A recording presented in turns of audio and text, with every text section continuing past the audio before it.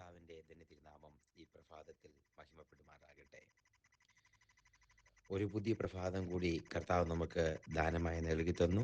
ആയുസ്സോടെ, ആരോഗ്യത്തോടെ, ബലത്തോടെ ഉദയസൂര്യൻ്റെ പ്രഭാതകിരണം ഏറ്റുകൊണ്ട് നീതിസൂര്യനായ കർത്താവിനെ സ്തുതിക്കാൻ നമുക്ക് ശക്തിയും ബലവും നൽകി തന്ന കർത്താവിന് എല്ലാ മാനവും മഹത്വവും അർപ്പിച്ചുകൊണ്ട് ഇന്നത്തെ വേദവചന ധ്യാന ചിന്തയിലേക്ക് കിടക്കാൻ ആധാരമായി യോഹന്നാന്റെ 3-ാമത്തെ ലേഖനം 3 യോഹന്നാൻ അതിൻ്റെ 11-ാമത്തെ വാക്യം വായിച്ചു കേൾപ്പിക്കുന്നു.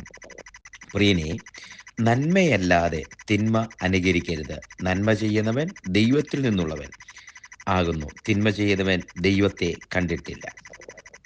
ഈ 3-ാമത്തെ ലേഖനം യോഹന്നാൻ എഴുതുമ്പോൾ മറ്റ് 2 ലേഖനങ്ങളിൽ നിന്നും വ്യത്യസ്തമായിട്ട് ഈ ലേഖനം എഴുതുന്നത് ഗായോസ് എന്ന് പറയുന്ന നിജപുത്രനായ അല്ലെങ്കിൽ പാസ്റ്ററായ ഒരു സഭയിലെ ശുശ്രൂഷകനായ ഒരു ദൈവഭൃത്യനാണ് എഴുതുന്നത്.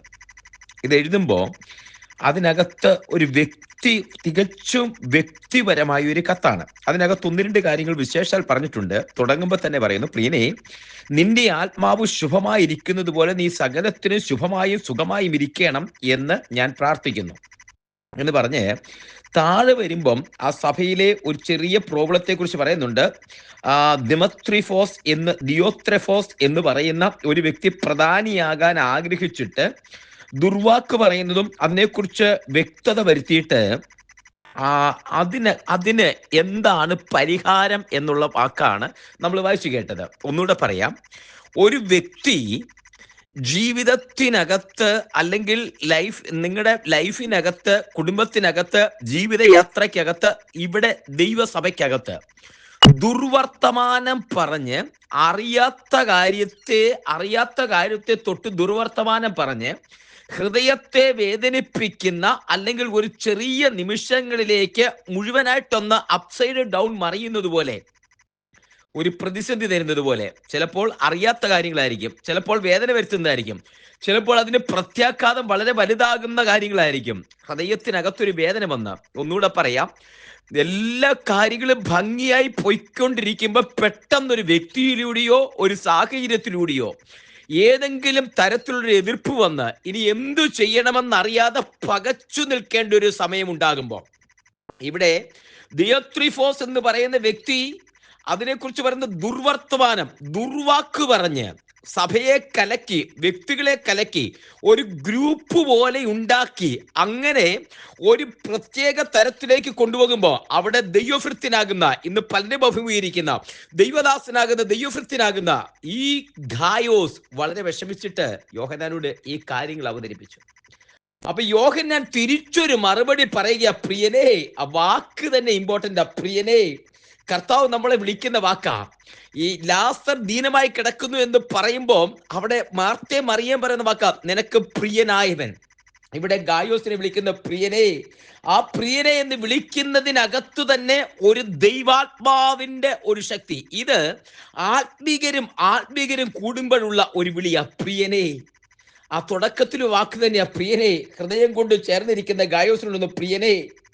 അടുത്ത വാക്ക് പറയും, നന്മയല്ലാതെ തിന്മ അനുകരിക്കരുത്. ഇവിടെ നടക്കുന്നത് തിന്മയാണ്. ഗ്രൂപ്പ് കൂട്ടുക, ആളുകളെ തെറ്റിദ്ധരിപ്പിക്കുക, ആളുകളെ വശീകരിക്കുന്ന വാക്കുകൾ കൊണ്ട് ആളുകളെ തെറ്റിദ്ധരിപ്പിച്ച തെറ്റായ രീതി നടത്തുകയാ. ഒരു തരത്തിൽ പറഞ്ഞ ദുർവാക്ക് പറഞ്ഞ്, കേട്ടിട്ടില്ലാത്ത കണ്ടിട്ടില്ലാത്ത കാര്യങ്ങൾ പറഞ്ഞ് വേദനിപ്പിക്കുന്ന, മുഷിപ്പിക്കുക. ഫെനീന ഹന്നയോട് ഇത് വാക്കുണ്ടല്ലോ, മുഷിപ്പിക്കുക, സാഹചര്യങ്ങൾ മുതലെടുത്ത് മുഷിപ്പിക്കുകയാ.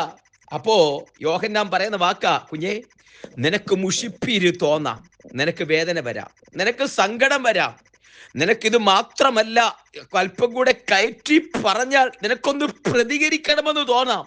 നമ്മുടെയൊക്കെ ഭാഷയെ പറഞ്ഞാൽ 2 തിരിച്ചു പറയണമെന്ന് തോന്നാം. അതുപോലത്തെ ഒരു സാഹചര്യമാ. 2 തിരിച്ചു പറയണമെന്ന് തോന്നാം. അതുപോലൊരു സാഹചര്യമാ. അവിടെയാണ് അപ്പോസ്തലനായ യോഹന്നാൻ പ്രിയ നിജപുത്രനായ പ്രിയനേ എന്ന് വിളിച്ച് ഗായോസിനെ ഓർപ്പിക്കുന്നത്. കുഞ്ഞേ, നമ്മുടെയൊക്കെ ഭാഷയിൽ പറഞ്ഞില്ലേ, കുഞ്ഞേ, നന്മയല്ലാതെ തിന്മ നീ അനുകരിക്കരുത്. ഇനി വചനം കേട്ടുകൊണ്ടിരിക്കുമ്പോൾ, ഈ സന്ദേശം ഈ പ്രഭാതത്തിൽ കേൾക്കുമ്പോൾ, അല്ലെങ്കിൽ ഈ സാഹചര്യത്തിനകത്ത് കേൾക്കുമ്പോൾ, കുഞ്ഞെ, നിന്നെ മുഷിപ്പിക്കുമ്പോൾ, നിന്നെ വേദനിപ്പിക്കുമ്പോൾ, നിന്നെ തകർത്തു കളയുമെന്ന് പറയുമ്പോൾ, സാഹചര്യം മുഴുവൻ നിനക്കെതിരായിട്ട് നെഗറ്റീവായിട്ട് വരുമ്പോൾ, അറ്റ്മോസ്ഫിയർ നിനക്കെതിരായിട്ട് വരുമ്പം, നീ ഒന്ന് നിന്നോട് ആ പറയുന്ന വാക്ക് ഹൃദയത്തോട് ചേർത്ത് വെച്ചേ, പ്രിയനേ, നൂറ്റാണ്ടുകളെ തട്ടി യോഹന്നാന്റെ വാക്ക് പ്രതിധ്വനിക്കട്ടെ. അതെ പ്രിയനേ, നന്മയല്ലാതെ തിന്മ നീ അനുകരിക്കരുത്. നിനക്ക് വ്യവസ്ഥയില്ല കുഞ്ഞെ, നിനക്ക് തിന്മ അനുകരിക്കാൻ വ്യവസ്ഥയില്ല. നന്മയല്ലാതെ തിന്മ നീ അനുകരിക്കരുത്. നന്മ ചെയ്യുന്നവൻ ദൈവത്തിൽ നിന്നുള്ളവനാ. തിന്മ ചെയ്യുന്നവൻ ദൈവത്തെ കണ്ടിട്ടില്ല. അതിന്റെ ഒറിജിനൽ ട്രാൻസ്ലേഷൻ ദൈവത്തെ അറിഞ്ഞിട്ടില്ലെന്നാ. നന്മ ചെയ്യുന്നവൻ ദൈവത്തിൽ നിന്നുള്ളവനാ. കുഞ്ഞെ, നിനക്ക് ദോഷം ചെയ്തിട്ടും, നിനക്കെതിരായി സംസാരിച്ചിട്ടും, നിനക്കെതിരെ ദുർവർത്തമാനം പറഞ്ഞിട്ടും, കൂട്ടുകെട്ടുണ്ടാക്കിയിട്ടും, ഗൂഢാലോചന നടത്തിയിട്ടും, എന്നിട്ടും നന്മ ചെയ്യാൻ ഉപദേശിക്കുന്നേ, പ്രിയനെ, നന്മയല്ലാതെ തിന്മ, അതെ തിന്മ നീ ചെയ്യരുത്. അതിന് പ്രതികാരമില്ല. നന്മ ചെയ്യുന്നവൻ ദൈവത്തിൽ നിന്നുള്ളവനാ. നീ ചെയ്യാൻ വ്യവസ്ഥയുള്ളത് നന്മയാ. കാര്യം നിന്റെ ഒറിജിനാലിറ്റി, നിന്റെ ഉറവിടം ദൈവത്തിൽ നിന്നാ. നീ ഉരുവായിരിക്കുന്നത് ദൈവത്തിൽ നിന്നാ. അതിൻ്റെ സ്വഭാവം നിന്റെ പക്കലുണ്ട്. ഒരു കോഴിമുട്ട എടുത്തു വെച്ചാൽ കോഴിയുടേതായി യാതൊരു രൂപമില്ല, ഭാവമില്ല. പക്ഷെ ആ കോഴിമുട്ട ഒരു 21 ദിവസം കോഴിയുടെ കീഴിൽ 30 ഡിഗ്രി സെൽഷ്യസ് ചൂടിലിരുന്നാൽ അടുത്ത ഇറങ്ങി വരുന്നത് ഒരു കോഴിക്കുഞ്ഞാ. കോഴിമുട്ട നമ്മൾ കാണുന്നത് ഒരു കോഴിമുട്ട. അതിനെ പൊരിക്കാം, അല്ലെങ്കിൽ അത് ചീമുട്ടയാകും, അല്ലെങ്കിൽ അത് അടവെക്കാം. ഇതാ കാണുന്നത്. പക്ഷെ ഒരു കോഴിമുട്ട, ഒരമ്മച്ചി, നല്ലൊരു മാതാവ്, ഒരു അമ്മച്ചി, നമ്മുടെ നാട്ടിലേക്കുള്ള അമ്മച്ചിമാര് കണ്ടാൽ ആ കോഴിമുട്ടയിൽ നിന്ന് നമ്മൾ കാണുന്നത് അങ്കവാലും പപ്പും തൂവലും ഒക്കെയുള്ള നല്ല പൂങ്കലയുള്ള, രാവിലെ വിളിച്ചുണർത്തുന്ന, കൊക്കരക്കോ പറഞ്ഞ് വിളിച്ചുണർത്തുന്ന ഒരു കോഴിപ്പൂവൻ. അതല്ലെങ്കിൽ അതേ ദിവസങ്ങളോളം മാസങ്ങളോളം മുട്ടയിട്ട് കുഞ്ഞുങ്ങളെ വിരിയിച്ചിറക്കുന്ന ഒരു പിടക്കോഴി. അതാ ഈ മുട്ടയ്ക്കകത്തുള്ളത്. ഇത് ആ കോഴിയുടെ ഒറിജിനാണ്. കോഴിയിൽ നിന്ന് വന്നതുകൊണ്ട് അത് കോഴിയുടെ സ്വഭാവം അതിനുണ്ട്. ഇന്ന് പറയാം, ഇന്ന് നീ ദൈവത്തിൽ നിന്ന് വന്നവനായതുകൊണ്ട് നിനക്ക് ദൈവത്തിന്റെ സ്വഭാവമുണ്ട്. നന്മയല്ലാതെ തിന്മ ചെയ്യാൻ കുഞ്ഞെ നിനക്ക് അവകാശമില്ലെന്ന്. കാര്യം നീ ദൈവത്തിൽ നിന്നുള്ളവനാ. നീ ദൈവത്തിൽ നിന്ന്, നിന്റെ ഒറിജിനാലിറ്റി ദൈവമാ. നിന്റെ ഒറിജിനൽ ഭാവം, നിന്റെ രൂപം, നിന്റെ ഭാവം. അതുകൊണ്ടാണ് പത്രോസിന്റെ ലേഖനത്തിൽ ഇങ്ങനെ പറയുന്നത്, ദിവ്യ സ്വഭാവത്തിന് ഇവയാൽ നമ്മൾ, അതേ ലോകത്തിൻ മോഹത്താലുള്ള നാശം വിട്ടൊഴിഞ്ഞിട്ട് ദിവ്യ സ്വഭാവത്തിന്, ദൈവ സ്വഭാവത്തിന് കൂട്ടവകാശികളായി തീർന്നിരിക്കുന്നു. ദൈവത്തിന്റെ സ്വഭാവത്തിന് നമ്മൾ കൂട്ടവകാശികളായി തീർന്നിരിക്കുന്നു. ദൈവത്തിന്റെ പാർട്ടേക്കേഴ്സ് ഓഫ് ഡിവൈൻ നേച്ചർ. അതാ ദൈവത്തിന്റെ സ്വഭാവമുള്ളവരാ. അതേ തിന്മ, അത് നന്മ ചെയ്യുന്നവൻ ദൈവത്തിൽ നിന്നുള്ളവരാകുന്നു. തിന്മ ചെയ്യുന്നവൻ ദൈവത്തെ കണ്ടിട്ടില്ല. ഇവിടെ എന്തിനൊക്കെയോ വേണ്ടി, ഈ ലോകത്തിലെ നൈമിഷികമായ സുഖത്തിന് വേണ്ടി, നൈമിഷികമായി എന്തൊക്കെയോ കൂട്ടി വട്ടം കൂട്ടുമ്പോ, കുഞ്ഞ്, നിന്നെ വിളിച്ചിരിക്കുന്ന വിളി നന്മയ്ക്ക് വേണ്ടിയുള്ള വിളിയാ. നീ ദൈവത്തിൽ നിന്നുള്ളവനാ. നിനക്ക് തിന്മയോട് പ്രതികരിക്കാൻ, നന്മയല്ലാതെ തിന്മയായിട്ട് ചെയ്യാൻ നിനക്ക് വ്യവസ്ഥയില്ല. ഇതാണ് ഗായോസിനോട് യോഹന്നാൻ പറയുന്നത്. മറ്റൊരർത്ഥത്തിൽ പറയാം, യോഹന്നാൻ അപ്പോസ്തലൻ ഗായോസിനോട് പറയുന്ന വചനം ഇത് ഇന്ന് പ്രഭാതത്തിൽ ഈ വചനം കേൾക്കുമ്പോൾ നിന്നോട് പറയുന്നതാ. സാഹചര്യം കൊണ്ട് തന്നെയെ പോലെ ചെയ്യാത്ത കുറ്റത്തിന് പഴി കേൾക്കുമ്പോൾ, ദുഷി കേൾക്കുമ്പോൾ ഒന്ന് പ്രതികരിക്കണമെന്ന് തോന്നുമ്പോൾ, കുഞ്ഞെ, നീ ഒന്ന് ഡോറ് തുറന്ന് പ്രാർത്ഥനാ റൂമിനകത്തേക്ക് കയറിയിട്ട്, ആരാധനാലയത്തിനകത്തേക്ക് കയറിയിട്ട് ഒന്ന് മുട്ടുകുത്തിക്ക്, നീ പ്രാർത്ഥിക്കേ. ദൈവത്തിന്റെ പദ്ധതി നിനക്ക് വേണ്ടി വരിക. പെനീനെ അറിയാത്തൊരു ശമൂവേൽ ബാല് നിന്റെ ഉദരത്തിൽ നിന്ന് പുറപ്പെടാൻ ദൈവത്തിന് പദ്ധതിയുണ്ട്. നീ ഒന്ന് വിശ്വസിച്ച് കണ്ണുകൾ അടയ്ക്കാം, പ്രാർത്ഥിക്കാം. എല്ലാ കണ്ണുകളും അടയട്ടെ. സ്വർഗീയ പിതാവേ, ഞങ്ങൾ ഒരുമിച്ച് അങ്ങയുടെ പാദപീഠത്തിലേക്ക് അടുത്ത് വരുന്നു. നന്മയല്ലാതെ തിന്മ ചെയ്യാൻ വ്യവസ്ഥയില്ലാതെ, കർത്താവെ, ദൈവത്തിൽ നിന്നുള്ള നന്മ അനുഭവിക്കാൻ ഞങ്ങൾ വിളിക്കപ്പെട്ടിരിക്കുന്നുണ്ട്. ആ നന്മയ്ക്ക് വേണ്ടി ഞങ്ങളെ തന്നെ സമർപ്പിച്ച് പ്രാർത്ഥിക്കുന്നപ്പാ.